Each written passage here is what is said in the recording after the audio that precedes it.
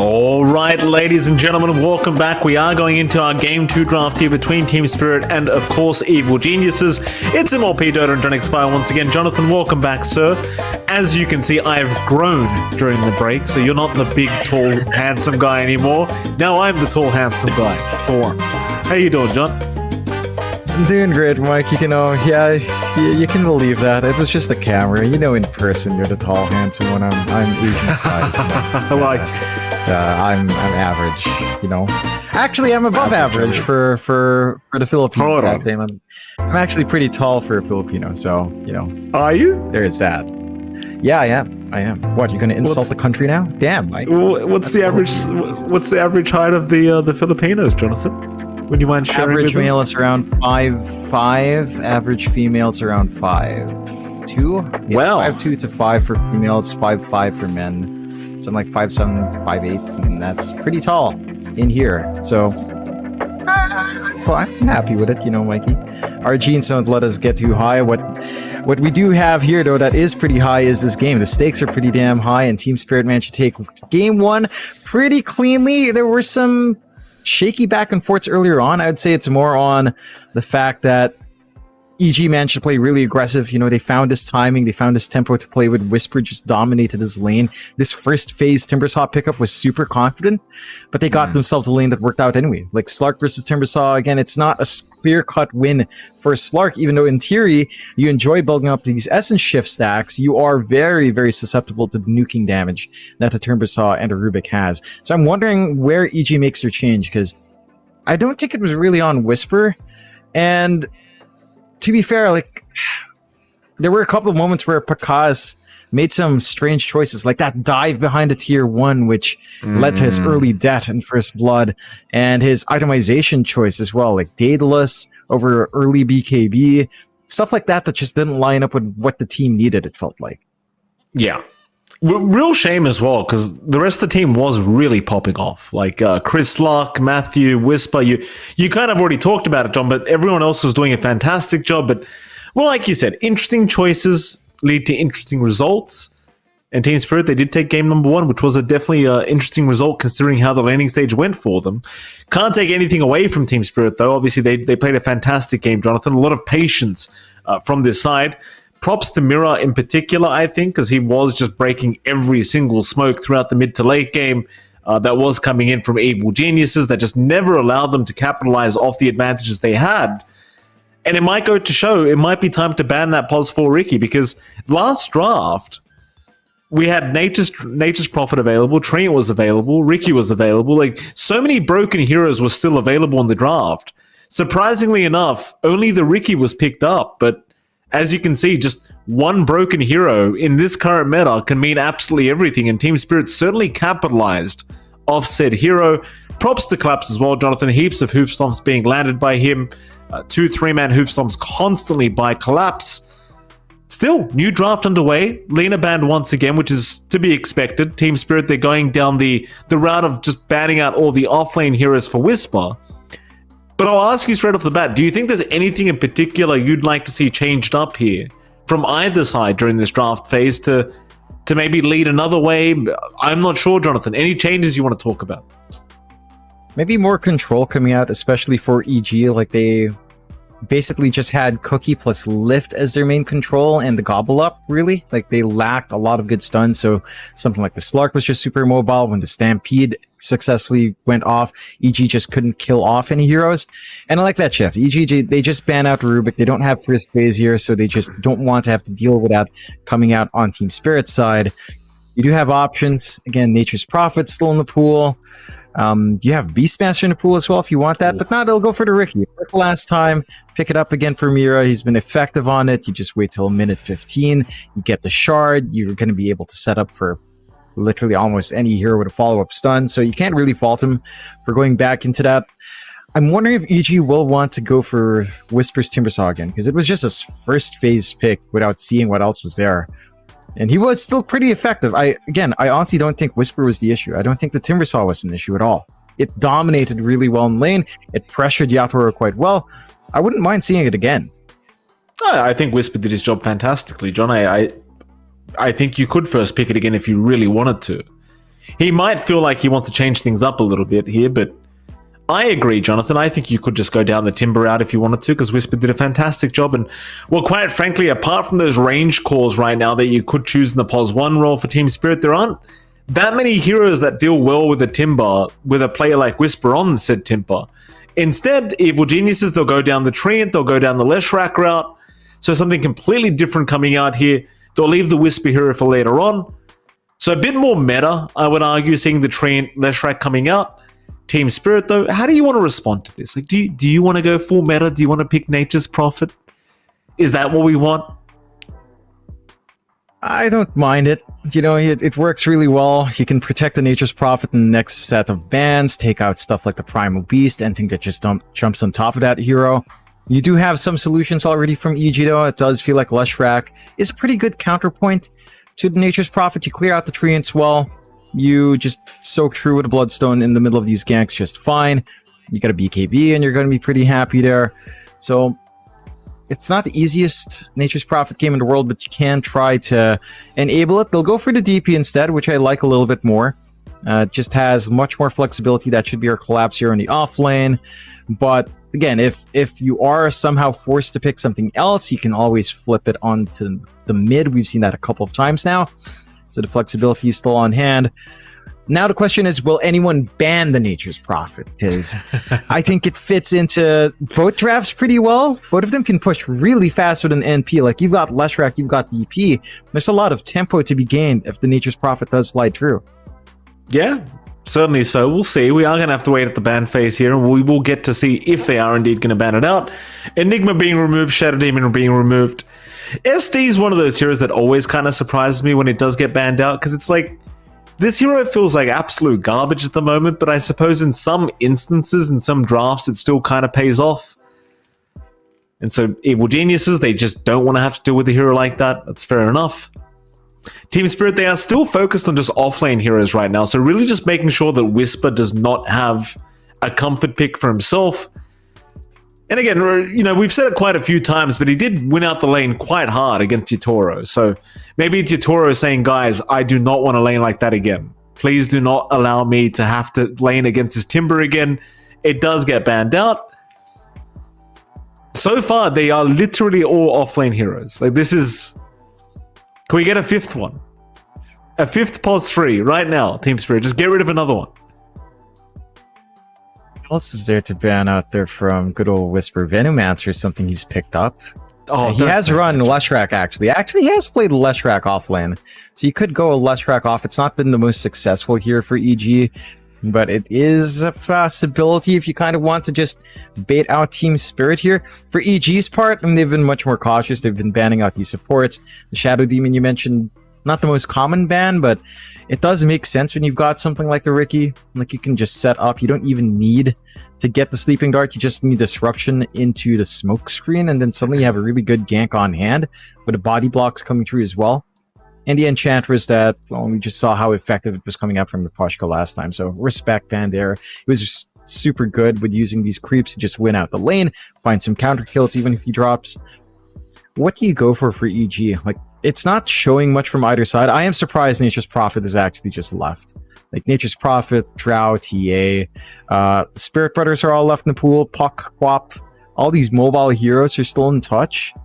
And if EG did want to flex, and they could, again, flex Leshrac off lane, get something more tempo on mid, but it's always a bit dicey picking, say, a Spirit Brother into DP and Ricky. There's a lot of silences. There's the Sleeping Dart threat down the line. It's not the comfiest, so I think Team Spirit just are fine with allowing all of these heroes through. Do you really allow Nature's Prophet, though? Do you really allow, like, Drow, TA, and, say, a TB, which we've seen sort of rise up as well? But those are all pretty good options. Heck, EG, if they wanted to go all in on this Lesh, and we've seen the IO pop up with the Leshrac for the battery, that could work out as well. It certainly could. It's also the Marcy option, right? Like, we've been seeing Marcy pop up quite a bit recently. I had the misfortune of playing against the Marcy in a pub today, Ooh. Jonathan, the Pos 1 Marcy, which was not very fun. And is that a lion?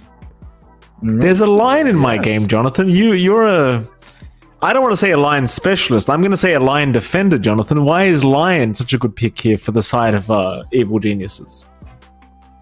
Why is it a good pick? You've got burst damage for a Ricky. You've got burst damage for a DP. You've got a pretty decent lane. You can sustain a Leshrac. That does take your level 15 or level 20 talent, where you can replenish allies. So in a way, you are a battery, but that's like a really late battery. It doesn't matter at that point in the game. But it does give it a much harder control. We talked about this as being the weakness in the Game 1 draft for both sides, just not having the best stuns. EG have completely compensated. They've got the Leshrac stun with the Split Hurt, they've got the Overgrowth, they've got the Shard of Treant, they've got Lion. So there's a lot of control coming out. They can play a lot better aggressively. They can actually hammer in these kills without worrying about these heroes escaping. The Lion is kind of susceptible to the Riki though, just off that support matchup. Smokescreen just kind of ruins you, so you will need a Force Staff. And I like that Team Spirit just go for the Undying. Go for something aggressive. You can soften up the Leshrac, make him easier to handle, make the Lion very, very squishy here as well. I am keen to see where EG runs the Lion. Like, if you run it into the Undying lane, you could pretty much go for like a 1-0-2 build, kind of prioritizing early mana drain and just make this Undying cry. And that is one way to kind of counteract it. Like, he's going to buy like 6 mangoes, and you can just keep mana draining him, and he's just suddenly not going to be a very happy camper there. Suppose that is one way to do it. We'll see what they opt to do here, Evil Geniuses. I mean, every time I see like something like a Lion, any of your heroes coming out makes me feel just ill immediately, Jonathan. Team Spirit will go down the Drow Ranger route now, so they do have that Undying Drow combination, which is quite a devastating combo to have to try and play against. And I kind of wonder, like, what do you give Whisper now in the offlane? Because like, what offlane does well against this duo? It's a very hard one to go against. It's really tricky. You don't really have a good way of just getting on top of the Drow. You probably don't want to either with the Undying on hand. You could go for something like a Whisper Viper, but Viper versus Drow, I don't know, like the tempo just doesn't feel that good. They go to Primal Beast, so you can jump on top of the Drow. The issue is early Gust does shove you away, but you don't tend to prioritize Gust until maybe level 3. So you have a 2-level window for Evil Geniuses to try to get aggressive if they can somehow jump the Drow and not get too softened up by the Undying. You can find a couple of early kills there, and then you start to play just a lot safer in lane. You are picking Primal Beast into an Undying lane, so that does make it a little bit tougher as well for Whisper to just feel like this big tanky hero up front. But it is a good solution, right? It's the same thing with Drow and Nature's Prophet. As long as you can get on top of either of these heroes, you feel pretty good, and a Primal Beast with a BKB can certainly just go on top of the Drow and remove that Precision Aura. I suppose so. Does feel like once you do have the Gust up, though, that lane does become quite challenging here for the side of Evil Geniuses to try and run that Primal Beast against the Drow Undying. Like, it is a pretty painful experience, let me tell you. Yeah, looking into those final picks as well. You don't get that until level 3. So you're pretty alright there. I do like that they're respect banning now. The more mobile mid still don't. To be fair, EG does have a lot of control, but they do want to protect their backline. So they're lacking their safe lane for EG. Nature's Prophet, I guess. You could go NP here. You could go Terrorblade's another option, although laning into a DP offlane can be a bit dicey, but Terrorblade can work as well. I would prefer something like the NP. Just go NP, get your push going with a Leshrac, and you can definitely get on top of the Drow if you have that option there. Just teleport right on top of her when the team is around to help you. I was thinking they'd go the Slark route themselves this time around on the side of EG. Like, it's another nice way of closing the gap. You know, you just buy the Ags up on Slark, you can just pounce right in. I think the Prophet also works quite nicely here if you wanted to go down that route. Yeah, it's a matter of what EG feel comfortable with, I suppose.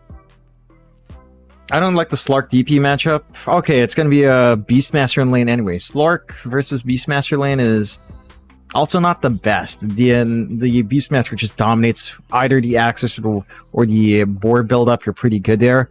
I like this little switcheroo coming out from the side of Team Spirit. So now you're ending up with Leshrac versus DP lane, which honestly isn't too bad for Leshrac. DP, again, wants to be on top of you with Spirit Substance, but you can farm with Crypt Swarm. It's not the worst thing in the world.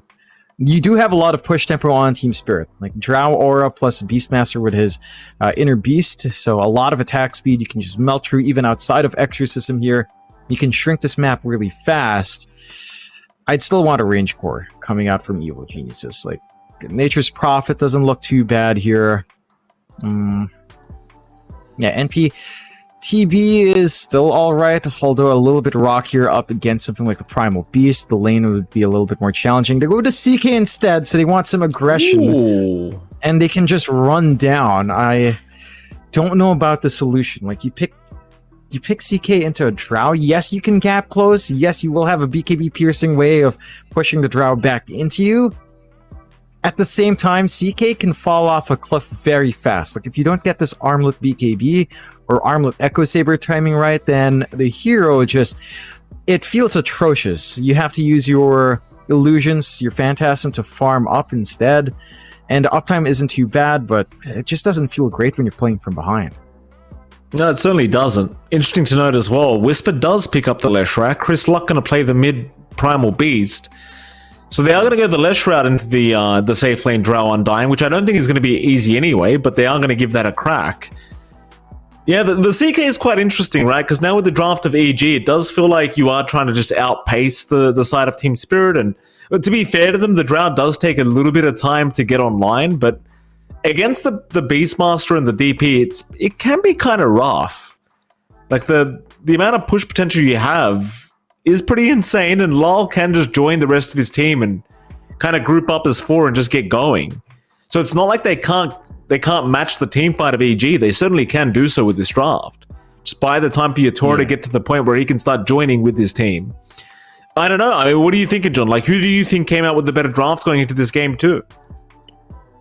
And there's still a lot of aggression that can come out from EG. I think they can play this pretty quick pace to match up against Spirit. I worry about their lane matchups. Like, you willingly run Primal Beast versus Death Prophet. I mean, yes, you could technically onslaught away from Spirit Siphons, but you do want to onslaught in to clear out the creep wave and set up for your trample, but Laurel can enjoy that. Maybe not level 1 to 2, but certainly by level 3 with a level 2 Spirit Siphon, the DP holds that lane pretty alright. So I'm worried. If EG doesn't get these runaway lanes, like if every single lane just doesn't outright win, then Team Spirit set themselves up for that tempo you talked about. This push that just comes out, the sustain that they have on hand, they can just clear out the map and prevent Pakaz from being an issue.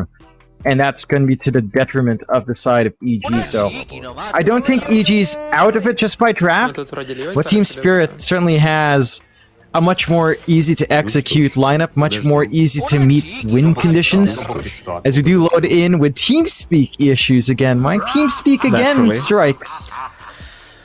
It certainly does, Jonathan. TeamSpeak never fails to fail, sadly, so here we are again. Well, Team Spirit, I mean, the way I look at this draft, like, Team Spirit does feel like it just has the outright better draft, but it really can go either way. It's all going to be about gameplay here between these two, and if last game's anything to go by, EG might just win out the lanes and just start running over Team Spirit, as they did in Game 1. But once that mid-game to late game hits, Team Spirit do just seem to be the better team. So we'll have to wait and see how this one pans out. Still, EG, they are very reliant on getting that early game advantage. Like, this is a draft that needs to be ahead to kind of make it work. If you fall behind with a draft like this and you have to drag the game out against the Drow pos one, it's not going to be very fun, that's for sure. We do have the go-ahead here from Yatoro. Matthew will go ahead as well. We'll get game 1 underway. Oh, excuse me, game 2 underway. Yeah, the one thing for EG, I mean, you don't scale too well. At least high spirits on both sides. And good luck, friends, to everyone. You know, high spirits up, tipping on Tamira because he's playing the Ricky again. And he was so effective last time around as well. So, I am keen to see just how aggressive both sides can get. And again, it's more pertinent for EG to be that aggressive. If they're not, this lineup just tapers off so fast. The worms will have you. Well, we'll hang around the dire triangle for now. Side of EG, just waiting on the high ground, hoping someone does fall into their trap. Some nice vision already being placed in the high ground as well, so ready whenever.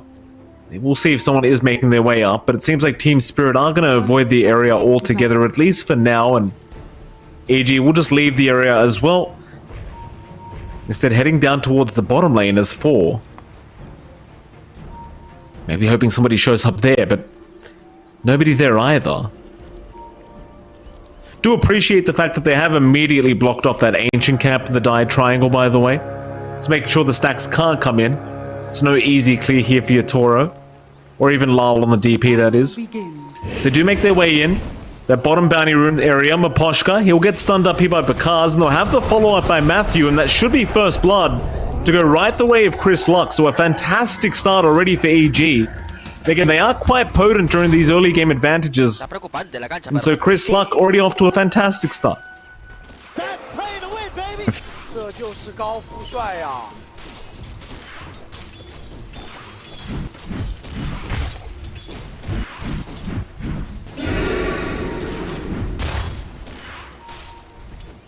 Of course, we will start in the mid lane. We're going to have Lal here against Chris Luck. Chris Luck, on the Primal Beast, you'd imagine Lal should have the advantage. Like, the DP matchup against the Primal just seems like it would favor Lal, as he can just Spirit Siphon every single time. Chris Luck obviously can just Onslaught away, as you just saw, but, you know, once you know that's on cooldown, Lal can just move in. There is some counterplay, I suppose, with the Trample, but it still feels like it'll just favor Lal anyway, because he'll just heal right through it. Not really too much to be done about it. Of course, we can look at the top lane as well. For anyone wondering, John has disconnected at the moment, but I'm sure he'll be back anytime soon. You're going to have your Toro there in the Pos 1 Drow. He'll be around with Mira on that position 4, Ricky. But for now, I suppose he is kind of considered a position 5. Whisper going to be there on the position 3. Leshrak and Matthew going to be around on that Pos 4 Lion. The Lion was a pretty big question mark from the side of EG. Personally, I have absolutely no faith in it, but we'll see what Matthew can get done on this hero. For now, though, Mira going to have a pretty easy time just harassing him away with the Blink Strike. And it's kind of one of the things with the Lion, is you just don't trade harassment well at all. He'll try to pull the creep wave over and does get away with 2 creeps, but Mira's going to stick around, and at least Whisper will interject and try to harass Mira away. And of course, that final lane, you're going to have the bottom lane there with Pakaz and Panda. Collapse and Miposh going to be against them. Pakaz, it's just so important he has a much better game than he did game 1. See, the laning stage wasn't too bad for Pakaz, but a couple mistakes here and there, and it does cost his team the game. This time around on the CK, like, you can't really afford to make said mistakes because CK does tend to drop off a lot quicker than a TA does, and not quite as scalable. And speaking of those mistakes, Pakaz right now getting chased down by Maposhka. That's kind of the thing, like this Undying against a double strength lane. Obviously going to favor the side of Team Spirit quite heavily. This top lane, a bit of action to break out. Mira dropping a little bit low on the Ricky, but is going to be just fine. I suppose the one strength about this duo of EG at the top lane is the fact that you do have that double stun lineup. So it's very easy for Whisper to land the follow-up stun with the Split Earth. And bottom lane, more action breaking out. Pakaz is currently being chased down here by Collapse, and the zombies are still going. Pakaz, he'll stick charge up, but this Tombstone zombies are just doing so much damage. There's your decay out. Panda's already gone. Collapse has the axes, and they will connect. From a mile away, Collapse lands them. Oh, and it's gonna hurt. A double kill already going the way of the Beastmaster. So it's just gonna escalate his farm and help him get that Helm of the Dominator much quicker. And this lane switch up by Team Spirit, like bringing the Poshka down bot lane against this double strength lineup, so smart from Team Spirit. It just seems like the side of EG, there's just not too much they can do about it. They'll try to kill off Maposhka. They might get him, but even if they kill him off, it'll just be a free reset to go the way of the Undying. I don't think he actually minds dying right now. They will continue decaying away on Pakaz. There's a stun out. Pakaz trying to secure a kill. Maposhka might finally go down, but no, he still escapes. Still going. Another decay out. Pakaz, he'll finally secure the kill here with Panda. But again, I just feel like the Undying, it's a free reset for him. He'll come back with full HP, full mana, and suddenly the bot lane becomes hellish again for the side of EG.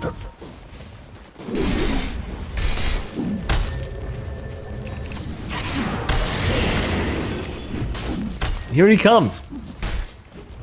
Picard, we'll see how he tries to deal with it. The other lanes, though, top lane right now, Mira and Whisper going at it. Whisper gonna land a stun. Matthew is there now with the follow-up, just TPing in, and with the Hex out, they've got Mira down. So Whisper finally able to punish this Riki. All the headache he's been causing. But you look at the CS of Yatoro. He's well and truly farmed quite effectively. 23 and 11 here on the Drow Ranger. And in the meantime, bottom lane, Collapse now being chased down as Chris Luck. He does make a rotation, but he will drop to Lal. And they even lost Pakaz. In fact, make that a third. They're going to lose Panda. And we were saying during the draft that this kind of draft from EG, it requires a good start, but this is not the good start we talked about. Like, you just lost 3 heroes, 2 of them being your POS 1 and your POS 2. It's a pretty terrible situation already for the side of Evil Geniuses. Team Spirit, they are just all over this game number 2. And with that, like, this DP, full level advantage here for Lal. Chris Luck gonna have to walk back to the mid lane. Level 5 on the Primal Beast. It just doesn't feel very good. And you look at that CS board, like, Yatora's the top of the CS. It's just such a terrible situation already. The one kind of thing they wanted is to make sure this Drow would not farm this effectively. Matthew, he'll go for a big pull on the creep wave. Mirror is there to interject, though. A nice stun out, but there's going to be no follow-up to it. In fact, Mirror, he'll jump right in onto Whisper, but that may have been a bit of an error, as he will go down. Yatoro needs to back the hell out of there. Matthew, in the meantime, doesn't have the mana for the Earth Spike. They'll keep chasing a bit longer. In comes Chris Luck with the onslaught, but he won't connect Yatoro. How well can you duke this out? A nice gust, a TP away. Can he make it? Oh, he can! Yatoro! What a TP out! Not allowing the Earth Spike to come in to cancel. That is so demoralizing for EG. Oh no. In the meantime, Aposhka and Panda are going at it down a bot lane. While that's happening, Lal's just casually pushing in the mid lane here with the Exorcism. So everything really is falling apart right now for EG. Mirror just hanging around just in case he needs the support. Matthew and Chris Luck, they have shown up to try and defend, but Lal's just keeping the siege creep alive. And, well, with the Exo going, with a double damage rune on top, it's just so much damage being dealt to the tier 1 tower. They can't even find the deny on it. 7 minutes in, tier 1 already gone. Top lane, there is a bit of a chase here from Whisper, but he might get punished because Lal's TP'd over. Whisper trying to dive way too deep for this, but he is going to drop. They thought they had an opening with Yatoro being a lone top lane, but that is not going to be the case. Lal's just been all across the map.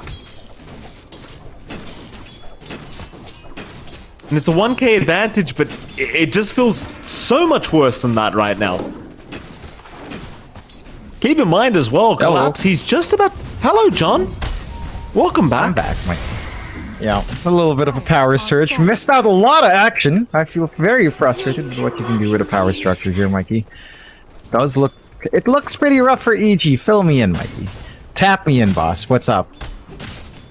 I mean, they're falling apart, John. I mean, every lane's gone quite badly for them. Literally every lane's been lost here for EG, and you and I, we talked about the draft requiring a good start here in the early game for the side of EG, but it has not been the case. Maybe now they can try to salvage it. They have found Yatoro, so it's going to be a massive pick-off for the side of EG as they do finally pick off that POS 1 Drow. Mira also getting caught out by the pulverize of Chris Small. Rather Chris Luck, but Mira still running. Might just be fine. The Matthew from the high ground will land the Earth Spike. But they are still fighting back here, John, but it's certainly been a bit of a rough start, and the early itemization from Team Spirit does seem like it's going to be there quite early on. Like, you look at Collapse, John, he already has the Home of the Dom up. It's only 8 minutes in. Yeah, they've got this push. They've got this really quick objective taken, and you don't really have that for some reason on EG, because you did go for all in on laning here for Whisper, going for the Lightning Storm Split Earth, no Diabolic Edict to kind of shove in just as quickly. They'll drag Pakaz up top to try to speed it up.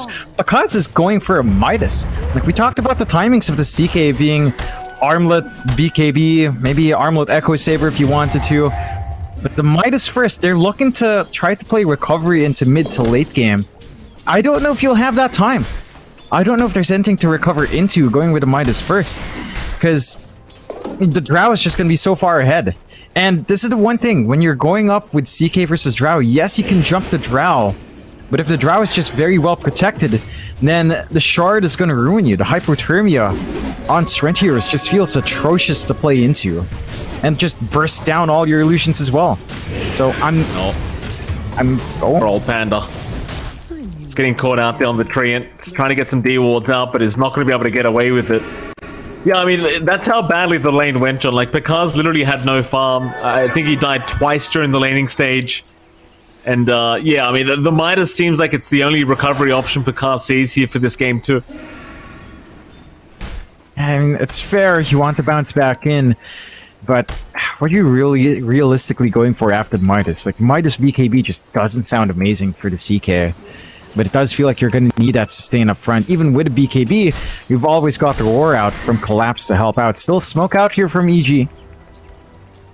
I mean, Poshka is in a pretty good position here to break the smoke anyway. They'll ping out the Undying. That's not really the target you want. They much prefer Collapse or Yatoro, but they are standing right behind Maposhka, making sure the Undying does break any incoming smoke. Instead, they could look at mid lane, but Mirror's there on the pos for Ricky. Like, he's not a target either that you want to aim down, and he'll break the smoke anyway. Lal will show up mid lane, and EG, they find nothing for their time. The supports of Team Spirit, they're very good at just putting themselves on the front and making sure there's no smoke that can possibly happen. And EG, I mean, they're really relying on these smokes to try and make a comeback happen, but it's pretty tough. You never get them off. And well, here we go, John. Rotations in. Chris Luck, he'll make the jump in on Lal, but he has so much backup on the way. They've already found Matthew. Chris Luck at least gets himself out, but it collapses on the chase with the Roar up. He's just out of range to be able to secure that Roar. So they'll leave him be.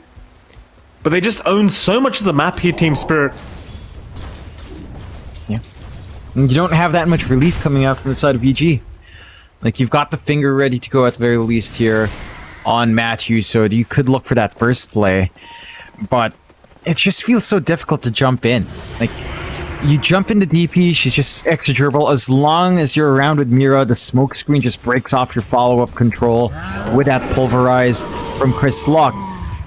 And it just makes it feel next to impossible to find these pickoffs. The side of EG, and to be fair, despite being so far behind, in terms of map state, they are still within 2k gold. They're not lagging behind like a huge disparity in this early game, which does mean there's recovery. Because he is going for the armlet after the Midas, which he already has on hand, I believe. Yeah, he's just flying it out in the career.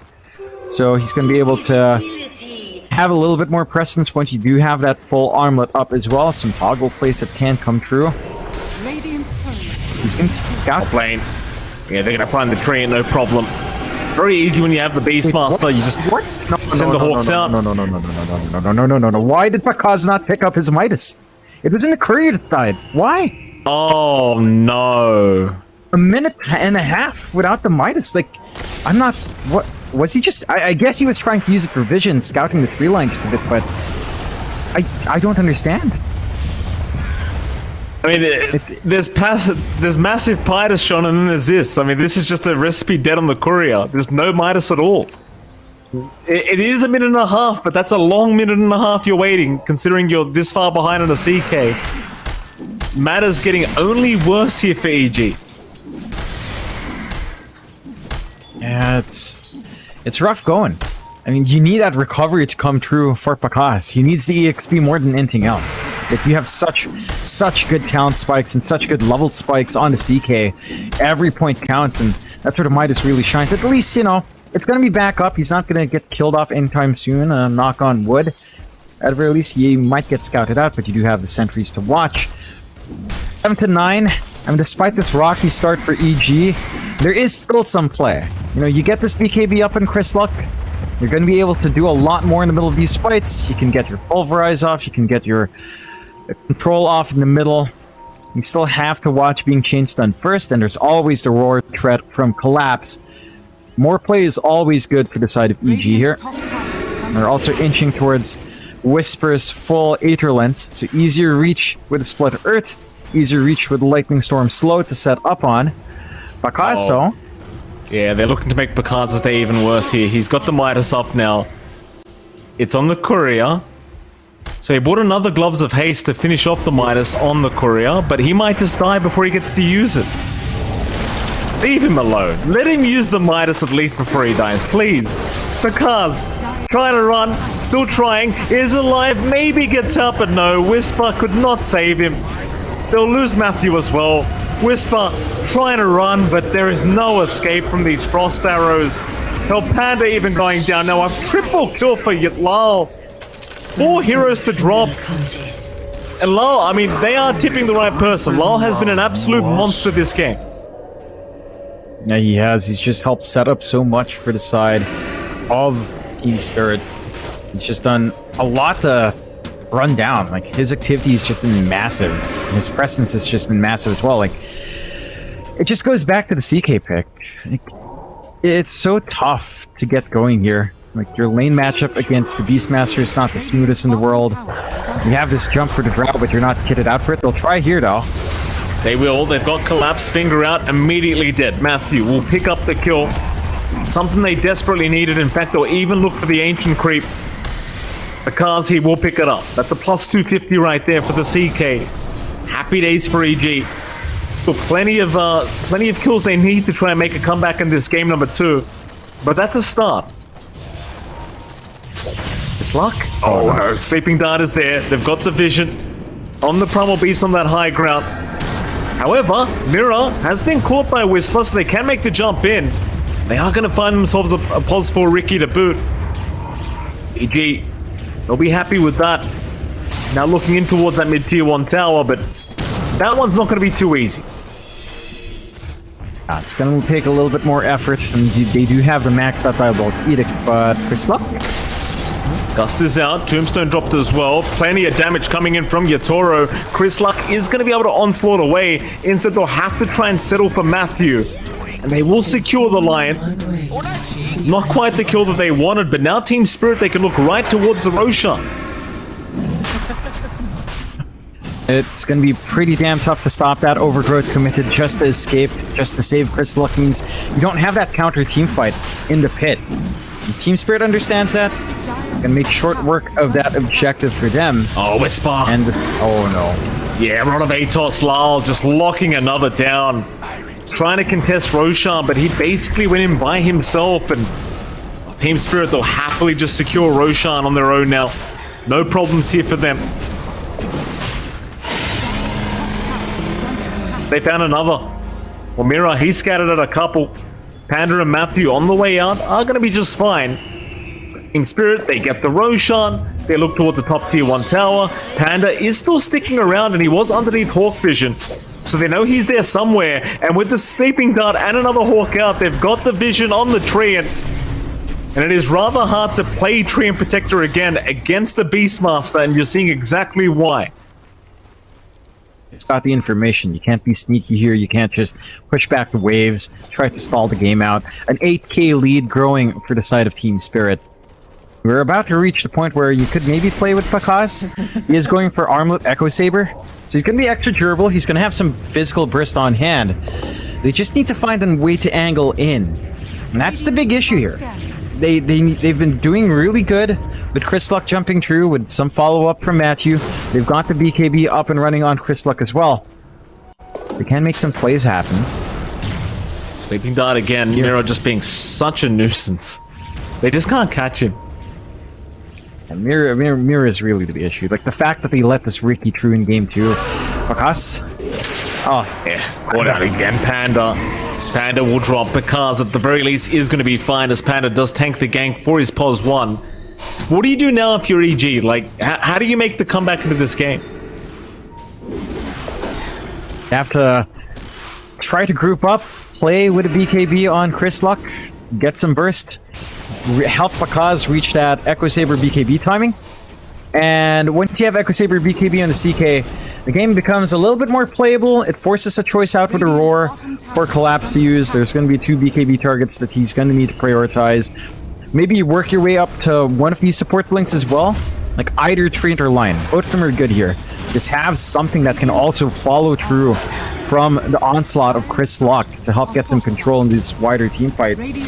And then you can get some solutions, because if you do manage to gap close onto Yatoro, he doesn't have anything defensive.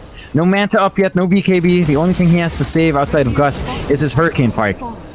So he can be punished. Like, even with 2 lives, you've got what it takes on EG to get that kill. But finding it is a very, very big question that they can't quite answer yet. Rotation to the mid lane.